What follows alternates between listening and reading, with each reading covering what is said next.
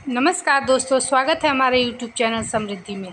दोस्तों देखिए, मैं कैसे अपने घर बिना शालिग्राम और लड्डू गोपाल के अपने घर कैसे पूजा करती हूँ अपने मंदिर में।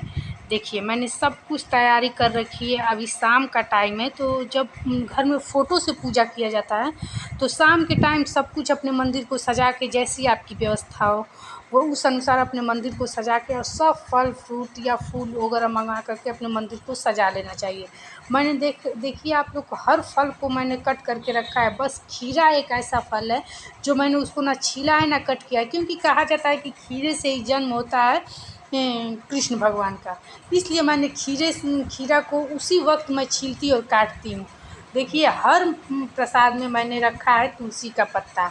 अब मैं शाम के समय आरती करने जा रही हूँ, क्योंकि शाम की पूजा में जैसे आप रोज़ का पूजा पाठ करते हैं उसी तरह करना चाहिए। बस कृष्ण भगवान को सब कुछ तैयार करके सजा देना चाहिए और फल फ्रूट चढ़ा देना चाहिए।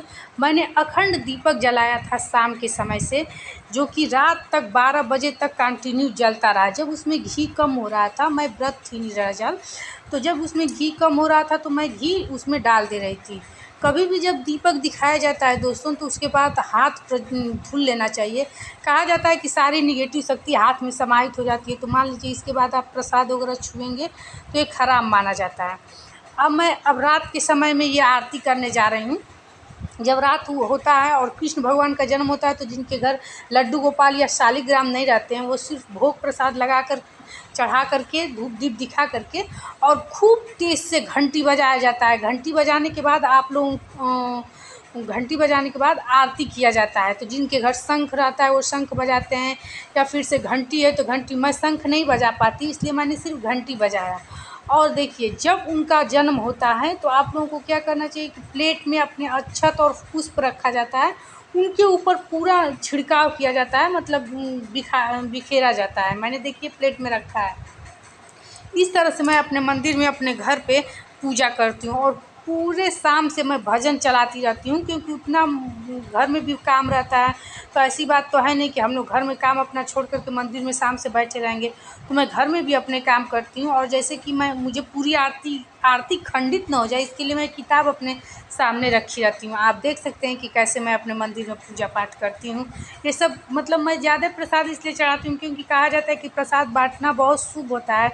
तो जैसे अगल बगल हो, या फिर से मैं अपने हस्बैंड को भी दे देती हूँ कि जैसे वो बांट लें, अपने कॉलेज में जाएँ तो वो बांट उठ लें प्रसाद को। देखिए, मैं अब आरती कर लेती हूँ जब, तो उसके बाद कर्पूर गौरम करुणावतारम संसार सारम भुजेन्द्रहारम सदा वसंतम हृदयारविंदे भवम भवामी सवितम नमामि त्वमेव माता च पिता त्वमेव त्वमेव बंधु चस्का त्वमेव त्वमेव विद्या द्रविणम त्वमेव त्वमेव सर्वम मम देव देव। ये कहा जाता है कि एक याचना है किसी भी पूजा पाठ के बाद जब आरती हो जाती है, तो ये चीज़ आप लोगों को ज़रूर करनी चाहिए।